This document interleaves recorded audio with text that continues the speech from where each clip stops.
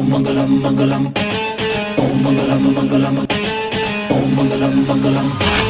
Hello everyone student, आज हम एक नए लेक्चर के साथ में आपके सामने हाजिर है। आज का जो बेटा लेक्चर है हमारा वो है लेक्चर नंबर 5, जो कि हम बात कर रहे थे लैब असिस्टेंट के अंदर जो फिजिक्स की सीरीज चल रही थी उसके अंदर हमारा लेक्चर नंबर 5 है। और आज के वीडियो के अंदर हम जो डिस्कस करने वाले हैं वो डिस्कस करेंगे गॉस का नियम क्या होता है और गॉस के नियम के एप्लीकेशन क्या है, कि गॉस का नियम है वो कहाँ पर हम अप्लाई कर सकते हैं। तो ये सारी चीज़ें all that things we will discuss in this video. इस वीडियो के अंदर सारी चीज़ें कि हम डिस्कस करने वाले हैं, ठीक है। तो वीडियो के अंत तक मेरे साथ में बने रहिएगा आप। और गॉस के नियम का मैं इतना आपको बता देता हूँ कि इसमें से आपका एक सवाल एग्जाम के अंदर जरूर पूछा जाएगा। और जब जो 2018 के अंदर जो वैकेंसी आई थी लैब असिस्टेंट की, उसके अंदर भी इस वाले टॉपिक के अंदर से एक सवाल आपका पूछा गया था। तो आई होप मैं इसको बहुत ही अच्छी तरीके से एक्सप्लेन करने वाला हूँ। और गॉस का नियम बहुत ही सिंपल है और आपका 100% इससे जो सवाल है यदि वीडियो देख लेते हो तो इससे संबंधित कैसा भी यदि सवाल आ जाता है आपका गॉस के नियम से रिलेटेड तो आप 100% डेफिनेटली कर ही लोगे, ठीक है। तो मैं मंगल सुधर आप सभी का बहुत बहुत स्वागत करता हूँ आपके अपने प्यारे से खूबसूरत से अच्छे से चैनल मेंटोर मंगल पे। चलो बिना देरी के वीडियो को आज स्टार्ट करते हैं। गॉस का नियम क्या है? तो पहली चीज तो आप ये ध्यान रखोगे कि जो गॉस का नियम लागू होता है, गॉस का नियम केवल बंद पृष्ठ के लिए लागू होता है, खुले पृष्ठ के लिए लागू नहीं होगा। पहली चीज तो आपको ये ध्यान में होनी चाहिए। गॉस का नियम जो लागू होगा वो केवल और केवल बंद पृष्ठ के लिए लागू होगा, ये आप ध्यान में रखोगे। जैसे मैंने कोई भी एक बंद पृष्ठ दिया, ये आपके पास में कोई भी एक बंद पृष्ठ मैंने दे दिया, ये वाला बंद पृष्ठ है। बंद पृष्ठ कोई भी हो सकता है, बंद होना चाहिए, गोला हो सकता है, घन हो सकता है, घनाभ हो सकता है, ऐसे कोई भी एक बंद आकृति हो सकती है। इस बंद आकृति के अंदर कोई भी आपने आवेश को रखा है, क्यू आवेश को रखा है उसके अंदर, ठीक है। वो जरूरी नहीं है कि वह आवेश उस वस्तु के सेंटर पे हो, कहीं पे भी हो सकता है, बशर्ते कंडीशन है कि वो उसके अंदर ही होना चाहिए। तो ये क्यू आवेश है जो इस गोले के अंदर रखा गया है। तो बताइए इस गोले से निकलने वाला फ्लक्स क्या होगा? फ्लक्स का मतलब क्या होता है? फ्लक्स का मतलब होता है कि उस बंद पृष्ठ से निकलने वाली विद्युत बल रेखाओं की संख्या। कि यदि विद्युत फ्लक्स की मैं डेफिनेशन आगे आपको बताऊंगा। विद्युत फ्लक्स क्या होता है कि यदि किसी विद्युत क्षेत्र के अंदर, जैसे मैं बात कर रहा हूं कि यह एक विद्युत क्षेत्र है, इस विद्युत क्षेत्र के अंदर आपने किसी एक पृष्ठ को रख दिया, कोई भी पृष्ठ आप यहाँ पे रख सकते हो। जैसे मैंने कोई भी, मेरे पास में एक पृष्ठ था, उस पृष्ठ को मैंने यहाँ पे रखा है। जैसे फॉर एग्जाम्पल के लिए ये यहाँ पर एक पृष्ठ है बच्चा, ठीक है। ये इस तरीके से मैंने यहाँ पर एक पृष्ठ रखा हुआ है। तो ये जो विद्युत बल रेखा है वो इस पृष्ठ के अंदर से पास होगी ना भाई, और इस पृष्ठ के अंदर से जाएगी ना। इसी को बोला जाता है विद्युत फ्लक्स। यानी कि किसी भी बंद पृष्ठ, देखो विद्युत फ्लक्स तो किसी के लिए भी आप लगा सकते हो, बंद पृष्ठ हो या खुले पृष्ठ हो, किसी के लिए अप्लाई अपन बात कर सकते हैं कि किसी भी पृष्ठ को यदि आपने किसी विद्युत क्षेत्र के अंदर रखा है तो उस विद्युत क्षेत्र के अंदर से, उसके अंदर से गुजरने वाली जो विद्युत बल रेखाओं की संख्या होती है वो भी लंबवत दिशा में, ये भी ध्यान में रखोगे। तो उसे बोला जाता है विद्युत फ्लक्स कहते हैं, ठीक है। तो आई होप आपको ये समझ में आ गया होगा। तो यहाँ पर हम बात करेंगे, जैसे कि यहाँ पर भी आपने किसी आवेश को रखा है क्यू। अब आवेश क्या होगा? क्यू हमने प्रीवियस लेक्चर के अंदर भी देखा था कि कोई आवेश क्यू होता है, धनावेश होता है, तो उस धनावेश की वजह से विद्युत बल रेखा होती है वो बाहर की तरफ बनती है। देखो इस क्यू आवेश की जो बल रेखा बनेगी वो बाहर की तरफ बनेगी। अरे बनेगी नहीं बनेगी? बोल लाला, अरे बनेगी ना, हाँ या ना बोल। ऐसा होगा कि नहीं होगा? ठीक है ना, इस तरीके से बनेगी यहाँ पर। अब ये जो बल रेखा है वो इस बंद पृष्ठ के अंदर से बाहर निकल रही है कि नहीं निकल रही है बच्चा? निकल रही है ना। ये कहीं माइनस आवेश होता तो यही बल रेखा अंदर की तरफ जा रही होती, मतलब इस बंद पृष्ठ को पार करके यहाँ तो अंदर जा सकती है या फिर बाहर जा सकती है, यानी कि इसी को बोला जाता है फ्लक्स। अब यहाँ से पूछा जाए फ्लक्स कितना होगा, तो कितनी बल रेखा गुजर रही है? 1 2 3 4 5 6 7 8, हम बोलेंगे इसका फ्लक्स कितना है? 8 है। That's it, simple. इस टाइप का होता है फ्लक्स। तो यह वैसे तो हमारे पास में फॉर्मूला होता है, किसी भी बंद पृष्ठ से गुजरने वाला विद्युत फ्लक्स कैसे ज्ञात करते हैं, उसका फॉर्मूला होता है फ्लक्स ज्ञात करने का। जैसे मैंने यहाँ पर एक पृष्ठ रखा हुआ है, यह मैंने यहाँ पे एक पृष्ठ रख दिया लंबवत दिशा में, ठीक है।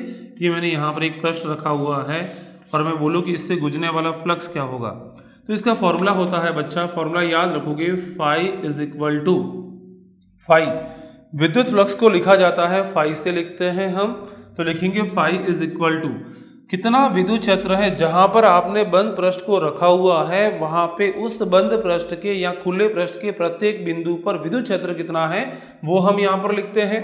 तो ई करके लिख लेते हैं यहाँ पे। और एरिया कितना है उसका वो एरिया लिखते हैं हम। जैसे आपने जो बंद पृष्ठ रखा है उसका एरिया ए है तो हम ए का गुणा कर लेते हैं इससे, तो ये आ जाएगा ई ए। और थीटा पे भी डिपेंड करता है कि फ्लक्स है वो थीटा पे भी डिपेंड करता है कि ई और ए के बीच में एंगल कितना है, विद्युत क्षेत्र और एरिया के बीच में एंगल कितना है उसके ऊपर भी डिपेंड करता है। तो हम लिखते हैं ई ए कॉस थीटा करके लिखते हैं। और यह फॉर्मूला होता है किसी भी पृष्ठ से गुजरने वाले विद्युत फ्लक्स का फॉर्मूला।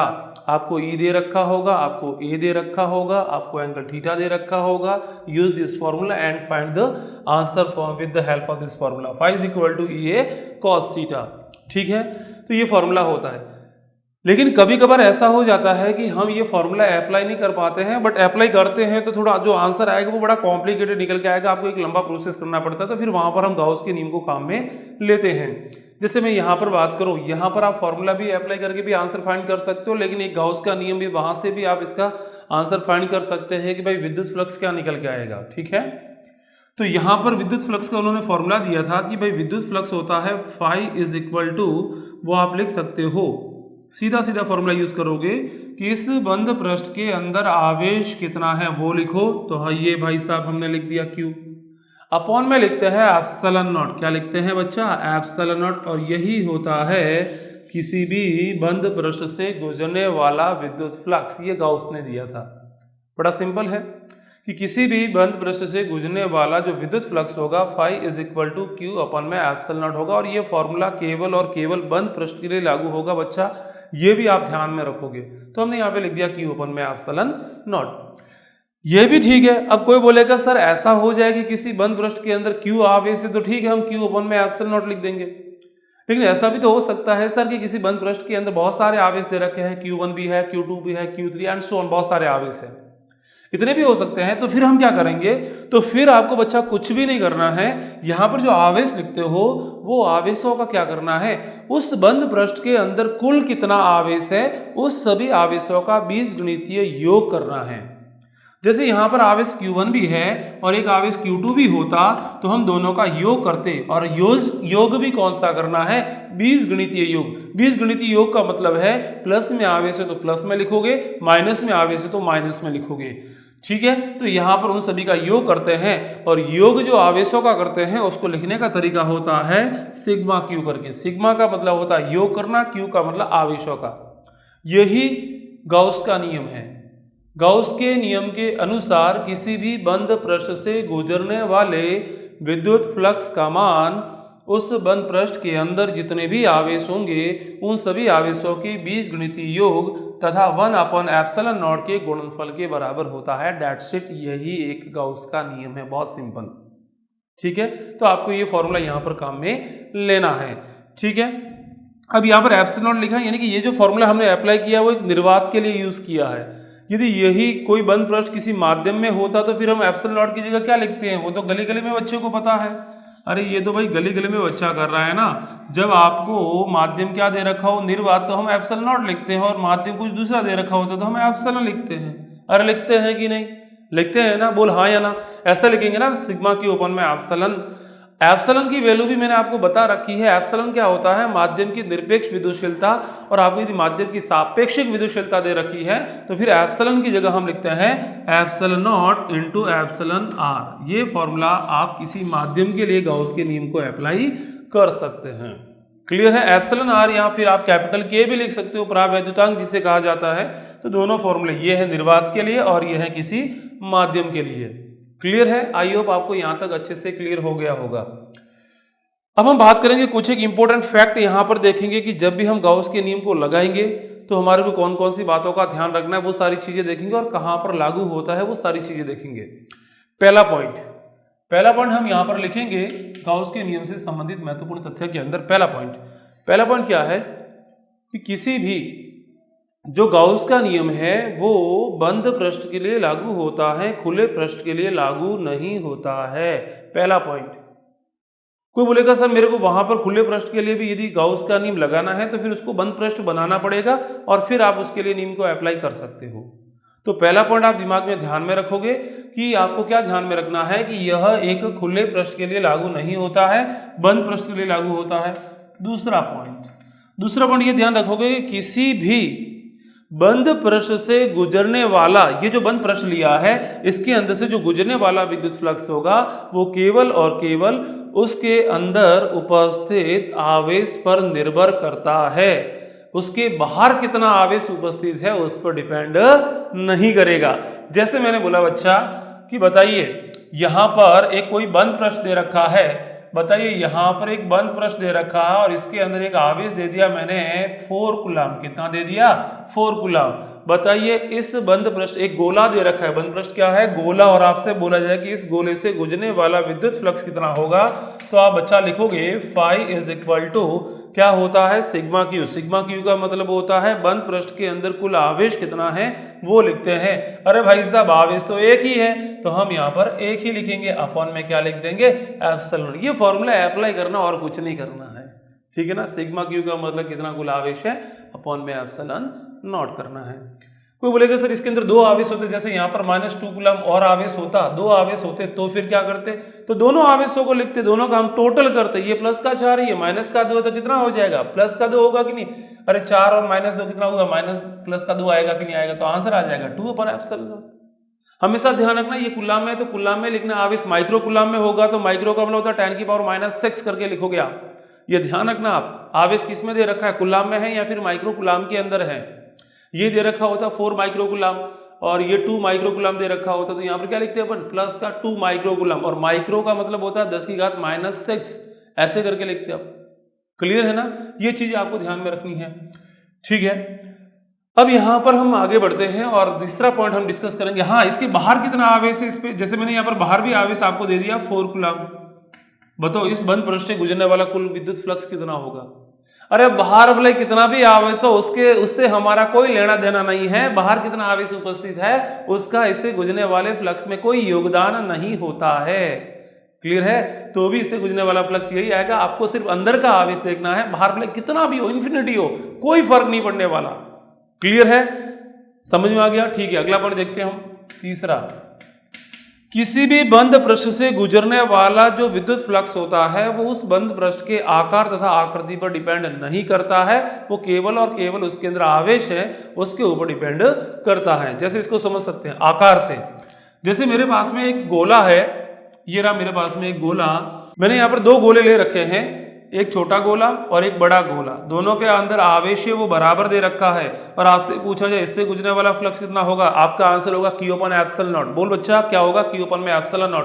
इससे गुजरने वाला क्या होगा? इससे भी गुजरने वाला Q/ε0 ही आएगा, क्योंकि दोनों के अंदर आवेश तो समान है, भले ही आकार छोटा हो बड़ा हो उससे कोई मतलब नहीं है, दोनों के अंदर आवेश बराबर है तो गुजरने वाला फ्लक्स भी क्या आएगा?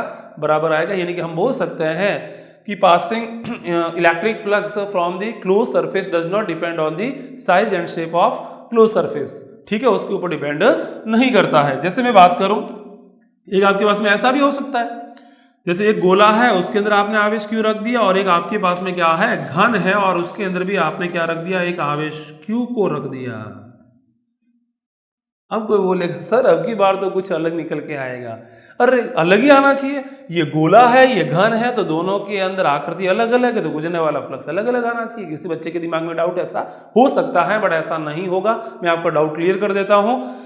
गोला होगा उसके अंदर आवेश Q है और इसके अंदर भी आवेश Q है तो दोनों से गुजरने वाला फ्लक्स सेम आएगा, शेप पे डिपेंड नहीं करेगा, आकृति पे डिपेंड नहीं करेगा। उनकी आकृति भले ही अलग अलग हो, यदि आवेश दोनों में बराबर है तो गुजरने वाला फ्लक्स भी क्या आएगा?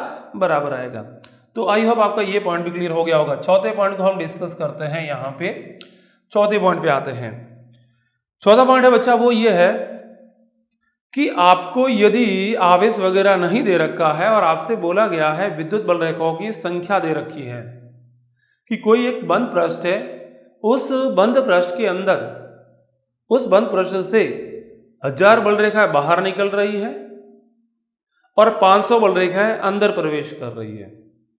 तो हमेशा ध्यान रखना कि यदि बल रेखाएं बाहर निकल रही है इसका मतलब ये हुआ होगा कि उस बंद पृष्ठ के अंदर धनावेश रखा गया होगा और बल रेखा अंदर प्रवेश कर रही है, इसका मतलब ऐसा हुआ होगा कि उस बंद पृष्ठ के अंदर कोई ना कोई एक माइनस आवेश भी उपस्थित रहा है। अब यहाँ पे प्लस भी है और माइनस भी है। मैंने बोला कि बाहर ज्यादा निकल रही है, इसका मतलब धनावेश की मात्रा ज्यादा है और अंदर बल रेखा जो प्रवेश कर रही है वो माइनस की वजह से ऐसा होता है। इसका मतलब ये बल रेखा कम है, इसका मतलब अंदर जो ऋणावेश है वो कम मात्रा में है। तो इन दोनों का यदि हम नेट निकालने जाते हैं कि प्लस वाली वैल्यू ज्यादा होगी और माइनस वाली वैल्यू कम होगी, तो जो नेट आंसर निकल के आएगा वो प्लस में निकल के आएगा। तो एक पॉइंट यहाँ पे ध्यान में रखोगे आप कि हमेशा जो विद्युत बल रेखा होती है वो बाहर की तरफ निकलती है।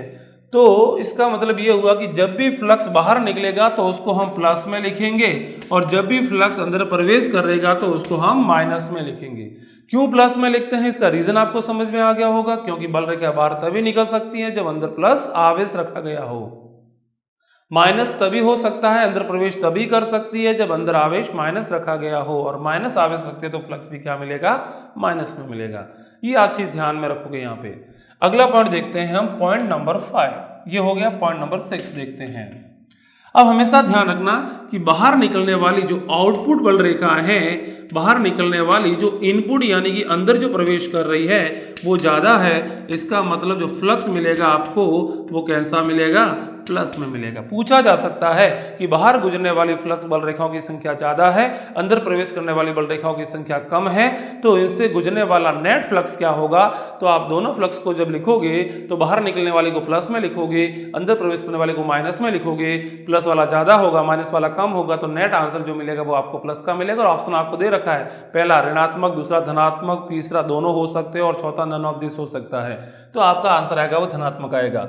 अगला पॉइंट, हाँ, इनपुट यानी कि अंदर जाने वाली बल रेखा ज्यादा है और बाहर निकलने वाली बल रेखा कम है। इसका मतलब ये हुआ कि यहाँ पे जो फ्लक्स मिलेगा वो नेट फ्लक्स नेगेटिव में बच्चा निकल के आएगा। क्लियर है, नेट जो फ्लक्स बच्चा निकल के आएगा वो किस में निकल के आएगा, नेगेटिव में निकल के आएगा। नेगेटिव का मतलब यहाँ पर अपन नेट आवेश की बात करेंगे तो नेट आवेश क्या लिखोगे, प्लस में, और यहाँ पर नेट आवेश क्या लिखोगे, माइनस में लिखोगे। फ्लक्स नेगेटिव निकल के आने का मतलब नेट आवेश उसके अंदर माइनस का रखा हुआ है। तो इस तरीके से आपको फ्लक्स वगैरह फाइंड करने हैं। तो ये जितने भी फ्लक्स से संबंधित जो भी सवाल थे, यहाँ पर जो भी पॉइंट इंपॉर्टेंट आपके बन सकते थे वो सारी चीजें हमने यहाँ पे डिस्कस कर चुके हैं। अब इसके बेसिस पे कैसे न्यूमेरिकल्स बन सकते हैं वो सारी चीजें हम यहाँ पे डिस्कस करेंगे। ठीक है, तो यहाँ पे डिस्कस करते हैं।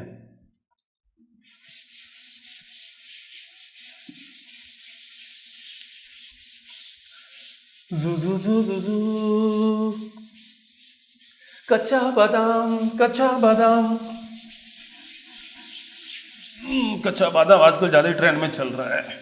ठीक है, अगला हम सवाल करते हैं बच्चा, और वो सवाल हमारा होगा, वो सवाल देखते हैं हम। ठीक है बच्चा, हम सवाल को देखेंगे कि भाई सवाल कैसा आपके बन सकता है लैब असिस्टेंट के अंदर, और प्रीवियस कैसा आया था पेपर के अंदर, वो सवाल भी हम यहाँ पर डिस्कस करेंगे। ठीक है, हाँ देखिए, जैसे मैंने आपको एक सवाल दिया, आप इसका आंसर बताना। ठीक है, पहला सवाल कि किसी बंद पृष्ठ के अंदर, ये एक बंद पृष्ठ दे रखा है आपको, कैसा भी हो सकता है। यहां पर आपको दे रखा है 4 माइक्रोकूलम, यहां पे दे रखा है 2 माइक्रोकूलम। ठीक है, बताइए इससे गुजरने वाला फ्लक्स क्या होगा। तो ये तो गली गली में बच्चा कर रहा है, क्या आ जाएगा, अरे सिग्मा क्यू। आपको क्या करना है, बंद पृष्ठ के अंदर कुल आवेश कितना है वो लिखना है। कुल कितना है, 4 और 2 कितना हो जाएगा, 6 माइक्रोकूलम है। तो माइक्रो को कैसे लिखते हैं, 6 × 10⁻⁶ अपॉन में एप्सिलॉन नॉट, और एप्सिलॉन नॉट की वैल्यू बच्चा क्या होती है, 8.85 × 10⁻12। इसको सॉल्व कर दीजिए, यहाँ से आंसर निकल के आ जाएगा। दूसरा सवाल देखते हैं हम यहाँ पे, जैसे मैंने आपको दे दिया, बाहर कितना भी आवेश दे दिया जाए उससे कोई मतलब नहीं है। ठीक है, अगला सवाल देखते हैं कि आपको क्या है, ये एक कटोरा दे रखा है, ये कटोरा है आपके पास में, यानी कि आधा गोला है। इस आधे गोले के सेंटर पे यहाँ पर एक आवेश रखा गया है Q, और आपसे बोला जाए कि इससे गुजरने वाला फ्लक्स क्या होगा। इस अर्ध गोले से, सेमी स्फीयर दे रखा है, इससे गुजरने वाला विद्युत फ्लक्स क्या होगा। अब जहां कहीं पे भी विद्युत फ्लक्स पूछा जाता है तो हमारे दिमाग में दो आइडियाज आना चाहिए। एक तो हम with the help of formula से भी कैलकुलेट कर सकते हैं विद्युत फ्लक्स, और सेकंड थिंग्स होती है गाउस के with the help of Gauss theorem से भी हम यहाँ पर उससे गुजरने वाला जो फ्लक्स है वो फाइंड कर सकते हैं। अब फॉर्मूला हमारे को यूज नहीं करना है, हमारे को गाउस के नियम को काम में लेना है। पर यहां पर एक दिक्कत ये आती है कि सर गाउस का नियम तो जो अप्लाई होता है वो केवल और केवल बंद पृष्ठ के लिए अप्लाई होता है। बंद पृष्ठ का मतलब ये है कि जो आवेश है वो आपका ढका हुआ होना चाहिए, एक बंद पृष्ठ के अंदर होना चाहिए। पर यहां पे तो कुछ अलग ही निकल के आ रहा है। आपका जो आवेश है वो तो खुला है। आप आवेश को इस तरीके से समझो कि एक कटोरा है और एक आवेश क्या है, एक बॉल है। तो बॉल क्या रखी हुई है, इस आधे कटोरे के यानी कि आधे गोले के सेंटर पे रखी गई है। ठीक है, वो बॉल नीचे से तो ये कटोरा ढक रहा है, लेकिन ऊपर से बॉल क्या रहेगी, खुली रहेगी। क्या रहेगी बच्चा, खुली रहेगी। अब सर यहां पर तो गाउस का नियम अप्लाई नहीं हो सकता है। तो बच्चा मैं बता देता हूं कि यदि गाउस का नियम अप्लाई नहीं होता है तो आप ट्राई कीजिए वहां पे गाउस का नियम को अप्लाई करने की। और गाउस का नियम को अप्लाई करने के लिए आपको एक बंद पृष्ठ चाहिए। क्या चाहिए, पृष्ठ बंद चाहिए। तो बंद यहां पर बना तो सकते हैं ना, भले ही नहीं दे रखा है, बंद पृष्ठ हम यहां पे बना सकते हैं। कैसे बनाएंगे, दिमाग लगाओ अपना। तो किसी बच्चे के दिमाग में आया सर हम ऐसा इस तरीके से कर सकते हैं कि आधा जो कटोरा है ठीक इसके ऊपर रख दो उल्टा। अरे आधी बॉल और लेके आओ, ये जो आधा गोला है ना, आधा गोला ऐसा का ऐसा दूसरा लेके आओ और इसके ठीक उसके ऊपर रख दो, ऐसे ऐसे रख दो आप। हाँ यार, ये देखो यहां पर आपने जैसे ही यहां पर आधा कटोरा रखा हुआ है, ठीक है, तो जैसे ही यहां पर हम आधा कटोरा रखेंगे तो अब ये क्या हो गया, यहां पर एक बंद पृष्ठ बन गया। ठीक है, तो इससे गुजरने वाला फ्लक्स है वो हम फाइंड कर सकते हैं। किसी दिमाग में आ सकता है कि सर हाँ यार अब तो ये बंद पृष्ठ में आ चुका है, अब यहां पर मैं गाउस के नियम को अप्लाई कर सकता हूं। बरसते आप कर सकते हो, ठीक है ना। कैसे करेंगे, देखो अब ये जो क्यू आवेश वो ढका कि नहीं ढका, नीचे से भी ढका हुआ है, ऊपर से भी ढका हुआ है, इसके सेंटर में आ चुका है। अब पूरे बंद पृष्ठ के लिए मैं गाउस के नियम को अप्लाई कर सकता हूं और यहां से आंसर आएगा बंद पृष्ठ के अंदर कितना आवेश है, तो क्या लिखेंगे, क्यू अपॉन में क्या लिखेंगे, एप्सिलॉन नॉट। ये हमारा आंसर आ गया। ये तो पूरे से हम निकाल रहे हैं, लेकिन आपको वास्तव में जो पूछा गया था वो केवल आधे से पूछा गया था। तो आधे से बच्चा क्या आएगा, अरे आधे से बच्चा क्या आएगा, आधे से बच्चा क्या आएगा, वो आएगा क्यू अपॉन में 2 एप्सिलॉन नॉट। अरे पूरे से क्यू अपॉन एप्सिलॉन नॉट, आधे से कितना आएगा, क्यू अपॉन 2 एप्सिलॉन नॉट आएगा कि नहीं आएगा। हमने सिर्फ आधा कटोरा इसलिए रखा था ताकि हम बंद पृष्ठ में लेके आए और उसको वहां पे गाउस के नियम को अप्लाई करें। हमको जो निकालना फ्लक्स है वो तो वास्तव में कहां से निकालना था वही ज्ञात करेंगे ना भाई, क्यू अपॉन 2 एप्सिलॉन नॉट। ये बच्चा आपका आंसर आ गया। क्लियर है, तो इस तरीके से आपको काम में लेना है। तीसरा, एक आपको बच्चा इस तरीके का एक वर्ग दिया गया है, एक वर्ग दिया गया है जिसकी भुजा है वो 10 सेंटीमीटर है। कितनी है बच्ची ये भुजा, 10 सेंटीमीटर। और ये इसका सेंटर है, इस सेंटर से 5 सेंटीमीटर की दूरी पर, इस वर्ग के सेंटर से, जैसे आपके पास में यह कोई एक वर्ग है, ये जैसे फॉर एग्जांपल आपके पास में वर्ग है, इस वर्ग के सेंटर से इस वर्ग के, ये भी भुजा 10 सेंटीमीटर, ये भी भुजा 10 सेंटीमीटर है। ठीक है, तो इसके सेंटर से 5 सेंटीमीटर की दूरी पर एक किसी आवेश Q को रखा गया है और बोला जा रहा है कि इससे गुजरने वाला फ्लक्स क्या होगा। हमारे को इससे गुजरने वाला फ्लक्स फाइंड करना है। तो कैसे फाइंड करेंगे, यहां पर जो आवेश Q है वो आपके बंद पृष्ठ में नहीं है, यानी कि हम यहां पर गाउस के नियम को नहीं लगा सकते। गाउस का नियम तभी अप्लाई होता है जब आपका जो आवेश है वो चारों ओर से ढका हुआ होना चाहिए, यानी कि आवेश है वो बंद पृष्ठ में होना चाहिए। यहां पर आपका जो आवेश है वो अदर है, हवा के अंदर है, जो कि खुले पृष्ठ में है। फिर क्या करें, तो सर ऐसा कर सकते हैं ना, यहां पर हम इसको एक बंद पृष्ठ में लेके आ सकते हैं। बंद पृष्ठ में ला तो सकते हैं ना इसको। अब कैसे लाए बंद पृष्ठ के अंदर, तो थोड़ा आपका जो दिमाग है वो दिमाग के ढक्कन खोल के रखना, किस तरीके से हम इसको बंद पृष्ठ में लाएंगे। यहां से भी एक सवाल बनता है और यहीं से हमारा एक सवाल बना था लैब असिस्टेंट के अंदर। ठीक है, यहां से 5 सेंटीमीटर। आप ऐसा करो कि ऐसा का ऐसा वर्ग एक इधर रख दो, एक इधर रख दो, एक आपके साइड रख दो और एक मेरी साइड रख दो। एक पृष्ठ, दूसरा पृष्ठ, तीसरा पृष्ठ और एक इधर मेरी साइड चौथा पृष्ठ और एक ऊपर से भी ढक दो। 5 पृष्ठ आपको एक्स्ट्रा चाहिए कि नहीं चाहिए। तब जा करके ये जो आवेश है Q वो उस घन बनेगा। यहाँ पर क्या बनेगा? घन। और आप इस तरीके से एज्यूम कर सकते हो, कमरे से तुलना कर सकते हो, अपना घर का जो कमरा होता है ना उससे तुलना कर सकते हो। कमरे की जो हमारी जो फर्श होता है, फर्श के पास में इधर भी दीवार होती है, इधर भी दीवार होती है, ये मेरे पीछे भी दीवार है, मेरे आगे भी दीवार है और ऊपर भी छत है कि नहीं है? अरे तो आपको फर्श तो दे रखा है, आपको 5 एक्स्ट्रा दीवार चाहिए ना, तो वो आप बना दो। अब जाकर के वो जो आवेश आएगा वो सेंटर में आएगा कि नहीं आएगा? यहाँ पर भी जो आवेश है वो सेंटर में आएगा कि नहीं आएगा? हाँ सर, अब जाकर के ये बंद पृष्ठ में आया है, अब मैं यहाँ पर गाउस का नियम अप्लाई कर सकता हूँ। तो आपको क्या करना पड़ेगा? यहाँ पर इस तरीके से एक बंद पृष्ठ बनाना पड़ेगा आपको। ये बना दिया, एक यहाँ पे बना दो, ये बना दिया 2, एक यहाँ पे बना दो ऊपर, ये हो गया 3 और इधर हो गया 4 और एक इधर हो। अब ये जो आवेश आएगा वो सेंटर में आएगा कि नहीं आएगा बच्चा? देखो यहाँ पर एक घन बन चुका है। अब मैं इस पूरे घन के लिए गाउस के नियम को अप्लाई कर सकता हूँ। बंद पृष्ठ बन चुका है तो यहाँ पर हम गाउस के नियम को अप्लाई करेंगे तो लिखेंगे, हाँ भाई इस पूरे बंद पृष्ठ में आवेश कितना है? तो हम लिखेंगे Q अपॉन में क्या लिखते हैं? Epsilon not.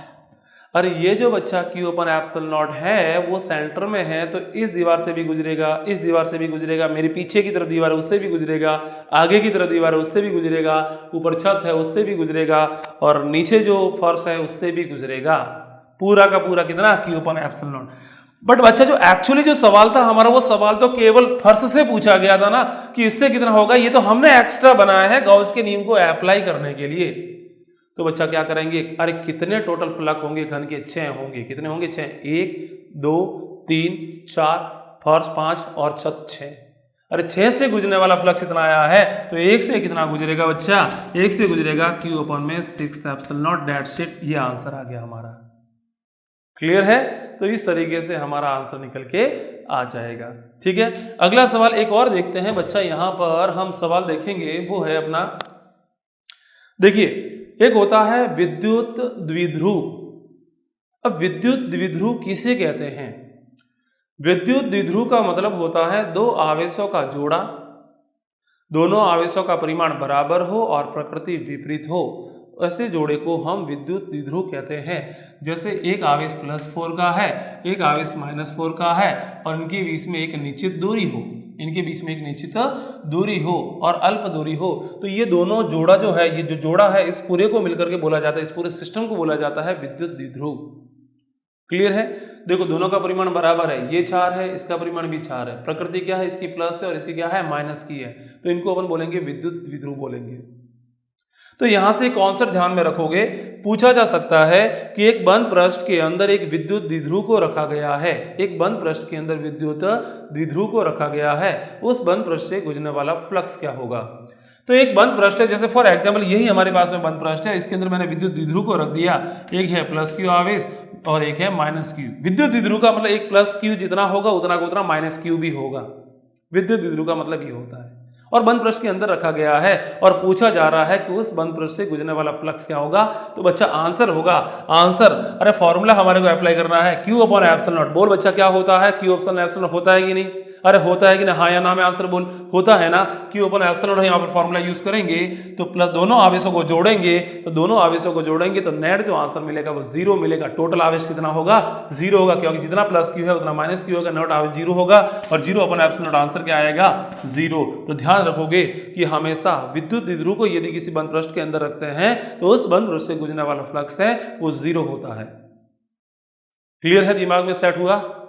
ठीक है, अब यहां पर विद्युत द्विध्रुव भले कितने भी दे दिए जाए ना, जैसे कोई बोला, पूछा गया है कि 5 विद्युत द्विध्रुव किसी बंद पृष्ठ के अंदर रखे गए हैं तो भी गुजरने वाला फ्लक्स 0 आएगा, क्योंकि 5 रखोगे तो +Q जो होंगे वो 5 +Q होंगे, तो 5 है वो -Q होंगे, नेट जोड़ोगे तो 0 आएगा ना। भले 1 लाख रख दो, 1 करोड़ रख दो विद्युत द्विध्रुव को, उससे गुजरने वाला फ्लक्स है वो 0 ही आएगा।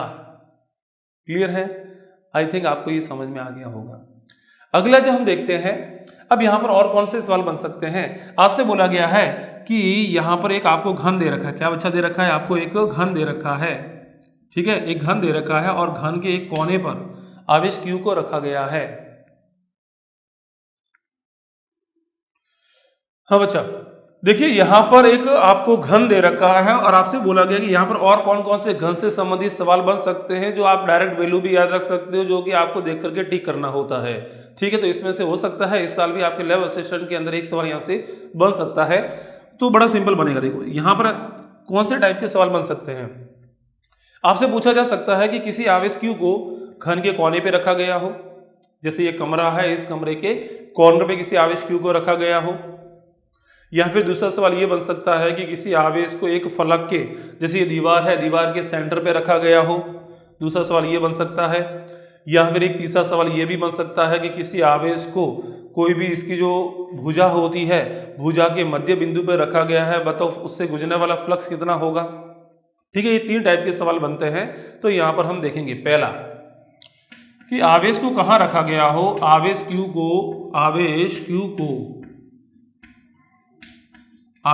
को घन के कोने पर रखा गया हो, घन के कोने पर रखा गया हो, तो इस घन से गुजरने वाला फ्लक्स क्या होगा। तो देखो इस घन से फ्लक्स पूछा जा रहा है कि घन से गुजरने वाला फ्लक्स क्या होगा, ये पूछा जा रहा है। तो यहां पर जैसे कोने पे रखा गया है, यहां पर आवेश को रखा गया है और आपसे यहां पर, अब ये जो आवेश है वो बंद पृष्ठ में तो नहीं है, यहां पर जो आवेश है वो आपका खुला पृष्ठ के अंदर है। अब खुले पृष्ठ के अंदर होता है और गाउस के नियम को अप्लाई करना होता है, तो यहां पर हमारे को बंद पृष्ठ में लाना पड़ेगा इसको। और बंद पृष्ठ में लाने के लिए हमारे को क्या करना पड़ेगा, इसके पास में एक ऐसा का ऐसा और घन बनाना पड़ेगा, इसके जस्ट पास में। फिर इसके पीछे की साइड में एक और घन बनाना पड़ेगा और यहां पर जो घन बना है इसके पीछे भी आपको एक घन बनाना पड़ेगा। यानी कि 1 2 3 और 4, और 4 के 4 घन ऊपर आपको और रखने पड़ेंगे। क्लियर है ना, समझ में आ रहा है ना। जैसे एक कमरा है, ये कमरा है, कमरे के पास में एक कमरा बढ़ा दो, इधर भी एक कमरा बना दो पीछे, और इसके ठीक पास में भी कमरा बना दो, 4 कमरे नीचे, जिससे कि ये आवेश कहां आ जाए, सेंटर में आ जाए, चारों कमरों के सेंटर में आ जाए। और 4 के 4 अब नीचे से तो ढक जाएगा आवेश, आपको 4 कमरे और ऊपर बढ़ाने पड़ेंगे, तब जाकर के ये जो आवेश है वो बंद पृष्ठ में आएगा। यानी कि आपको 7 कमरे एक्स्ट्रा बनाने पड़ेंगे। एक कमरा पहले से था, 8 कमरे, 8 घन चाहिए आपको। अब जाकर के ये जो आवेश Q होगा वो इसके सेंटर में आएगा, और सेंटर में आएगा तो इसके लिए अब ये बंद पृष्ठ में है, अब यहां से गुजरने वाला फ्लक्स हम निकाल सकते हैं। तो हम लिखेंगे फाई इक्वल टू बंद पृष्ठ में आवेश कितना है टोटल, Q अपॉन में एप्सिलॉन नॉट। ये जो फ्लक्स आपने ज्ञात किया है वो 8 घन में से निकलेगा, और हमारे को वास्तव में जो पूछा गया था वो तो 1 से पूछा गया था। जब 8 में से इतना निकल रहा है तो 1 में से कितना निकलेगा, तो हम लिखेंगे phi equal to Q upon में 8 एप्सिलॉन नॉट। ये बच्चा आंसर आ जाएगा। ठीक है, तो कॉर्नर पर हो, और कॉर्नर जो होता है वो 8 घन का भाग होता है, ध्यान रखोगे। 8 के अंदर उसका पार्टिसिपेट होता है, आपने सॉलिड स्टेट के अंदर भी पढ़ा होगा, केमिस्ट्री के अंदर। ठीक है, 8 कोने होते हैं, ऐसे भी याद रख सकते हो, 1 कोना, 2 कोना, 3 कोना, 4 कोना, 5 कोना, 6 कोना, 7 कोना और 8 कोना। 8 कोने होते हैं, इसलिए रख दो Q अपन में 8 एप्सिलॉन नॉट, ऐसे याद रखो आप। दूसरा आपको यहां पे भी दिया जा सकता है कि कोई भी इसके टोटल फ्लक्स कितनी होती है, 6। टोटल फ्लक्स कितनी होती है, 6 होती है। फलक के किसी एक मध्य बिंदु पर, जैसे ये दीवार है, इस दीवार का ये सेंटर पॉइंट यहां पर, मैंने आवेश को यहां पे रखा है, बताओ इस कमरे से गुजरने वाला फ्लक्स कितना होगा, इस घन से गुजरने वाला फ्लक्स कितना होगा। अब यहां पर मैं जैसे आवेश रखा गया तो मैं कह सकता हूं, आवेश मतलब एक टाइप की बॉल रखी गई है, तो ये बॉल इस कमरे के आधे भाग के द्वारा तो ढक रही है, लेकिन उधर से तो खुली है ना, पीछे की साइड से। तो आपको क्या करना पड़ेगा, बंद पृष्ठ में लाने के लिए एक ऐसा का ऐसा कमरा इसके जस्ट पीछे भी बनाना पड़ेगा। अरे बनाना पड़ेगा, नहीं बनाना पड़ेगा, इस बोर्ड के ठीक पीछे, जिससे क्या होगा, ये आवेश है वो ढक जाएगा, क्योंकि पीछे भी कमरा है, आगे भी कमरा है, पर ये आवेश बीच में सेंटर पे है।